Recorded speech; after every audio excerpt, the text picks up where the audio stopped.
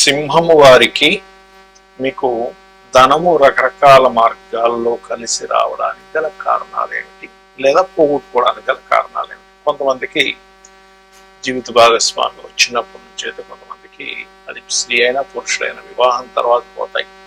కొంతమందికి సంతానం, లేదా కొంతమందికి ఎఫ్ఐఆర్ వల్ల, ప్రేమ వ్యవహారాల వల్ల, లేదా ఒక స్త్రీమూర్తి వల్ల ఎవరు తెలియకుండా అప్పటికప్పుడు వచ్చేసి వాళ్ళకి సపోర్ట్ చేసి వెళ్ళిపోతుంటారు. అసలు ఇవన్నీ ఎందుకు జరుగుతాయి? ఆ అదృష్టం అనేటువంటిది ఎందుకు పడుతుంది ఏ లగ్నానికైనా? అయితే మనం సింహం గురించి మాట్లాడుకుంటున్నాం కాబట్టి ప్రస్తుతం సింహంలో కేతు ఉన్నాడు. కేతు ఉన్నప్పుడు ఏంటంటే పర్టికులర్ గా ఒక తెలియని ఒక విరక్తి వైరాగ్య యోగాలు కూడా ఇస్తాడు కేతు. కావున కొంచెం ఈ టైంలో కొన్ని ఇన్సిడెంట్స్ జరిగేటప్పుడు కొంచెం ఓపిక పట్టి ఉండాలి. ఇక మీరు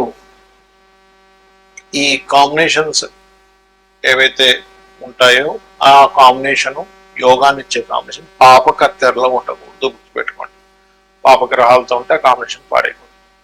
అయితే ఈ యొక్క అంశాలు చెప్తుంది నేనైనప్పటికీ చెప్పిస్తుంది సాక్షాత్ లలిత అమ్మవారిగా భావిస్తూ ఆ లలితాంబిక అమ్మవారి యొక్క అనుగ్రహం మీకు పరిపూర్ణంగా కలగాలని మనస్ఫూర్తిగా కోరుకుంటూ, ఇక్కడ ఈ యొక్క గ్రహం అంటే ధనాధిపతి ప్రధానంగా సింహం వారికి బుధుడు అవుతాడు. ఈ బుధుడికి లాభాధిపత్యం కూడా వచ్చింది కాబట్టి బుధుడు కనుక బాగున్నాడంటే వ్యాపారాలు వీళ్ళకి కలిసి వస్తుందండి, ఇంక అంత డౌట్ లేదు. అయితే ఈ బుధుడు ఎవరితో కలుస్తున్నాడు ఈజ్ మోస్ట్ ఇంపార్టెంట్. సంతానకారకుడైన గురువుతో బుధుడు కలయిక ఉందనుకోండి మీ జాతకంలో. ఇప్పుడు సంతానం కలిగిన తర్వాత లేదా ఎవరైనా ఇష్టపడడం వల్ల కలిగే ధనయోగాలు కలుగుతూ ఉంటాయి. ఫ్రెండ్స్ ద్వారా, ఇష్టపడటం ద్వారా, అలా అన్నమాట. అలా కాకుండా బుధుడు పాడయ్యాడు, ఫ్రెండ్స్ ద్వారా నష్టం వస్తూ ఉంటుంది. అంటే గురువు పాడైతే, బుధుడు కాదు గురువు పాడైతే కనుక. మరి అదే కొంతమంది చూడండి శని బుధుడు కాంబినేషన్ ఉందండి అంటే శని బుధుడు ఉంటే జీవిత భాగస్వామి ఎంటర్ అయినప్పటి నుంచి, అయితే ఆ శని బుధుడు ఎక్కడ ఉన్నాడు? 12th house లో ఉన్నాడు సింహ లగ్నానికి. జీవిత భాగస్వామి ఎంటర్ అయ్యి ఆ జీవిత భాగస్వామి విదేశాలకు వెళ్ళడం ద్వారా ధనయోగం అనేటువంటిది ఏర్పడుతుంది, గుర్తుపెట్టుకోండి. అలాగే మరి కొంతమందికి అత్తగారి ద్వారా, మామగారి ద్వారా డబ్బులు వస్తూ ఉంటాయి. అంటే మీ యొక్క లగ్నానికి అత్తగారి ద్వారా డబ్బులు వస్తున్నాయి అంటే శుక్రుడు బుధుడు సంబంధం ఉంటుంది ఎక్కడో. అది స్త్రీ అవనివ్వండి, పురుషుడు అవనివ్వండి, గుర్తుపెట్టుకోండి. అత్తగారు ఆస్తి వాళ్ళకి వచ్చింది అంటావు, లేదా అత్తగారు ఆస్తి అల్లుడికి వచ్చింది అంటావు. అంటే ఒక్కొక్కసారి ఎలా ఉంటుందంటే ఇంకా వాళ్ళకి ఎవరు ఉండరు, వీళ్ళే ఆప్షన్ అవుతారు, అంటే వీళ్ళకే ఇవ్వాల్సి ఉంటుంది. అది ఎందుకు అంటే వీళ్ళు పూర్వజన్మల్లో వాళ్ళకి రుణపడి ఉన్నారు. అత్త కావచ్చు, మామయ్య కావచ్చు, ఈ యొక్క అమ్మాయికి కానీ అబ్బాయికి కానీ.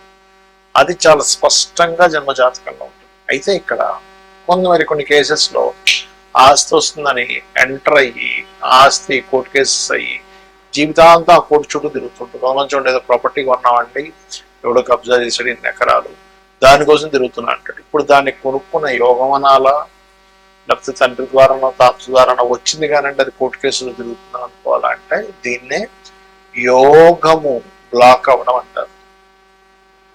బ్లాక్ అయింది యోగం అంటే ఉందండి, ప్లేస్ ఉంది కానీ ఇరుక్కుపోయాడు. అప్పుడు ఏం చేయాలి? ఏ గ్రహాల ద్వారా అయితే అది బ్లాక్ అయిందో దానికి సంబంధించిన దానం ఇవ్వాలి, పెట్టుకోండి.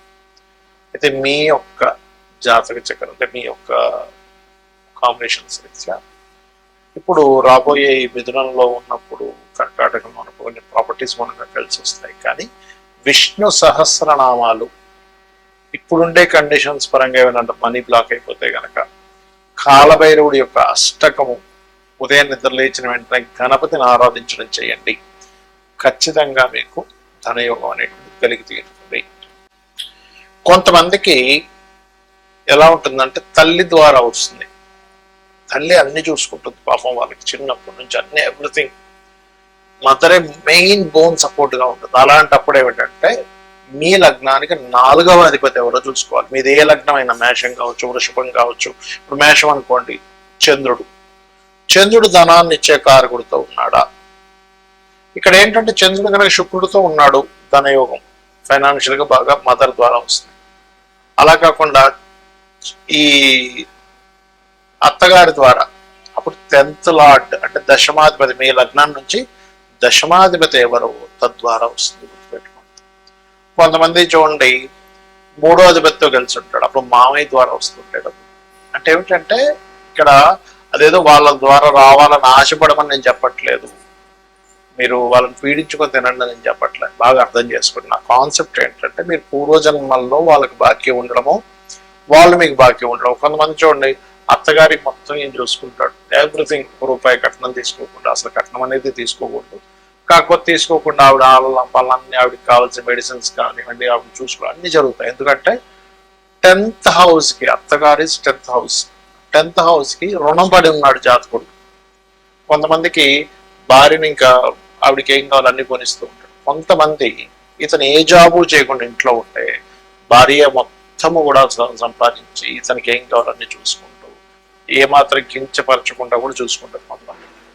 అది ఎందుకు అంటే కొంత వీళ్ళ మంచితనం ఉంటుంది అక్కడ, వీళ్ళు ఏదో పాపం గొప్ప విషయాల కోసం ట్రై చేస్తూ ఉంటారు, ఈ ఐఏఎస్ ఐపీఎస్ కోసం పక్క చదువుకుంటూ ఉంటారు, లేకపోతే ఎంతో నిజాయితీగా వ్యాపారం చేసి కూడా నష్టపోయి ఇంట్లో కూర్చొని ఉంటే ఆవిడ అర్థం చేసుకుని పోషించవచ్చు. బట్ ఇక్కడ ఏంటంటే ఏదైనా కావచ్చు కారణం అక్కడ. ఇక్కడ ఏంటంటే జీవిత భాగస్వామి ద్వారా మీకు బెనిఫిట్ ఉందా లేదా, సింపుల్ గా ఏం చెప్తుంది, 7th and 2nd కాంబినేషన్స్ పుష్కలంగా బ్రహ్మాండంగా ఉన్నాయి, మహాదశ నడుస్తున్నాయి. ఇక్కడ ఏంటంటే మనకి ఆ మహాదశ నడుస్తుందా లేదా కూడా చాలా ముఖ్యమైనటువంటి అంశం. మహాదశ నడవలేదు మీకు వేస్ట్, అది ఎప్పుడో 70 ఏళ్ళకు వస్తుంది. ఏం చేసుకుంటాం 70 ఏళ్ళకి వస్తాయి, అప్పుడు ఏదో ఇంట్లో కూర్చొని ఉంటే ఎవడు పెడుతూ ఉంటాడు. అలా కాకుండా కొంతమందికి చూడండి భార్య లేదా భర్త ఆ యొక్క బిజినెస్ లో ఎంటర్ అయితే డబ్బులు వస్తాయి, అప్పుడు కూడా సప్తమం ధనయోగాన్ని ఇస్తుంటుంది. చాలా మంది ఏం చేస్తారు, పార్ట్నర్షిప్ అనగా వద్దనేస్తారు. వద్దన్నాం కాదు, జాతక చక్రంలో ఏముందో చూడాలి, పార్ట్నర్షిప్ ద్వారానే కలిసి వచ్చే ఉంటాయి. నేను ఒక జాతకం చూసినప్పుడు అతనికి ఏంటంటే జాతకం చూస్తే అసలు ఏమీ అస్సలు అంటే అసలు బాగాలేదు, ఏంటి అసలు ఏమి బాబా ఉంటుంది, మీరు ఏదైనా కొంచెం మీరు సొంతంగా కాకుండా పార్ట్నర్షిప్ ఏమైనా చేయండి అంటే ఆయన ఒకటే మాట అన్నాడు, సార్ నేను పార్ట్నర్షిప్ చేసినప్పటి నుంచి నా లైఫ్ బాగుందండి అన్నాడు. ఎందుకంటే అతనికి పార్ట్నర్ ద్వారా ధనయోగం ఉంది.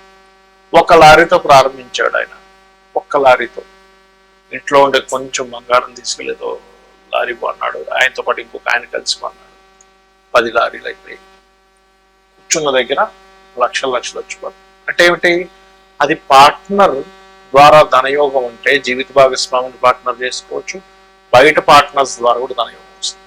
అంటే ఇక్కడ మీరు అర్థం చేసుకోవాల్సిన విషయం ఏంటంటే ధనము ఏ రూపంలో ఉందో, ఒక స్త్రీ మూలకంగా ఉందా శుక్రుడు ఇస్తాడు, ప్రేమ మూలకంగా ఉందా పంచమం, ఒక్కోసారి పంచమం ప్రేమనే కాదు సంతానం కలిగిన తర్వాత కూడా డబ్బులు వస్తాయి, గుర్తుపెట్టుకోండి. అంటే మీకు ఆ పర్సన్ పర్టికులర్ గా ఒక మనిషితో యోగం ఉన్నప్పుడు ఆ పర్టికులర్ జీవుడు అక్కడే జన్మిస్తాడు, గుర్తుపెట్టుకోండి. ఆ సర్కిల్లోనే జన్మిస్తాడు, అక్కడ ఉండే దాంట్లోనే జన్మిస్తాడు, ఆ పర్టికులర్ స్కూల్కే వెళ్తాడు, ఆ పర్టికులర్ కాలేజీకే వెళ్తాడు, ఆ పర్టికులర్ జాబ్కే వెళ్తాడు, అక్కడ ఎవరో పరిచయం అవుతారు, లేదా ఆ పర్టికులర్ మనిషినే పెళ్లి చేసుకుంటాడు.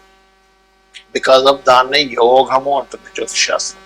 యోగం అది ఇబ్బంది పెట్టేదైనా యోగమే అంటుంది, మంచిదైన యోగం ఉంటుంది. ఎందుకంటుందంటే ఇబ్బంది పెట్టేదైనా యోగం ఎందుకు అవుతుందంటే ఇబ్బంది పడుతున్నావు నువ్వు, కానీ కర్మని తొలగించేసుకుంటున్నావు. సో కర్మ తొలగిపోవడం కూడా యోగమే కదా, మంచి కూడా యోగమే. ఎందుకంటే నీ కర్మని అనుభవిస్తున్నావు, రావాల్సిందని అనుభవిస్తున్నావు, నీ కర్మను తొలగించుకుంటున్నావు, కాబట్టి 2 యోగాలే. అయితే ఇక్కడ చాలా మందికి ఏమండి మాకు పార్ట్నర్స్ ద్వారా లేకపోతే ఎవరి ద్వారా రావాలనుకుంటున్నాము అనే ఒక చిన్న ఆశ ఉంటుంది. అప్పుడు ఏ గ్రహం ద్వారా అయితే పాడై మీరు ఇబ్బంది పడుతున్నారు ఆ గ్రహానికి దానం ఇచ్చుకోవాలి. అంటే ఉదాహరణకి రవి ద్వారా కంపోస్ట్ అయింది, గోధుమలు దానంగా ఇవ్వడం, సూర్య నమస్కారాలు చేసుకోవడం. చంద్రుడి ద్వారా అయింది, అయితే చంద్రుడి ద్వారా అయ్యి చంద్రుడు స్పాయిల్ అయ్యి కనుక శుక్రుడితో ఉంటే మీకు చాలా అంటే చాలా మటుకు స్త్రీల మూలంగా నష్టపోవడం జరుగుతుందండి. రావడం పక్కకు పెట్టండి, ఎవరో పరిచయం అవడం మనం చూస్తూ ఉంటాం, ఫేస్బుక్స్ లోని ట్విట్టర్స్ లోని ఎవరో పరిచయం అయ్యారు, ఓ నేను ఇంక ఇండియాకి వచ్చేస్తున్నా అని చెప్పారు, ఎలా చూస్తే అదేదో మన ఫ్లైట్ ఎయిర్పోర్ట్ లో బ్లాక్ అయిపోయింది, ఆ డబ్బులు కడితే కానీ అది రాదన్నారు. ఇలాంటివన్నీ మనం వింటూ ఉంటాం. వాడు డబ్బులు కడతాడు. లేకపోతే శుక్రుడి ద్వారా పాడైతే ఏమవుతుంది అంటే కొంతమంది వాహనం పెడతాడు, అసలు అది యాక్చువల్ ₹1,00,00,000 వాడు 30 లక్షలకి అమ్మేస్తున్నాడు. ఎందుకంటే నాకు సడన్గా అర్జెంట్ ఉందంటే నేను ఎక్కువ నడపలేదు దాన్ని, నాకు వాళ్ళ సోసవనంగా డబ్బులు కట్టేస్తాను. లేదు చూస్తే అంత ఫేక్ ఉంటుంది. ఫేక్ ద్వారా డబ్బులు పోతున్నాయంటే చాలా క్లియర్గా మహాదశ గోచారం అంటే ధనస్థానాన్ని కేతు సంబంధం కలిగి ఉంటుంది. మహాదశ కూడా కేతు సంబంధాలు కలిగి నష్టపోయే కాంబినేషన్స్లో ఉంటాయి. అలా రకరకాల మార్గాల్లో ఉంటాయి, గుర్తుపెట్టుకోండి. కాబట్టి మీరు ఒకటే గుర్తుపెట్టుకోవాలి, ఒక రిలేషన్లోకి వెళ్ళేటప్పుడు అది లవ్వా, లేకపోతే రకరకాల రిలేషన్సా, లేకపోతే జీవిత భాగస్వామా, వాళ్ళతో మీరు ఏదైనా మనీ రిలేటెడ్ సంబంధించిన లావాదేవీలు నడిపేటప్పుడు ఆ లావాదేవీ ద్వారా మీకు నష్టం ఉందా లాభం ఉందా ఇది ముఖ్యంగా తెలుసుకోవాలి. శ్రీమాత్రే నమః.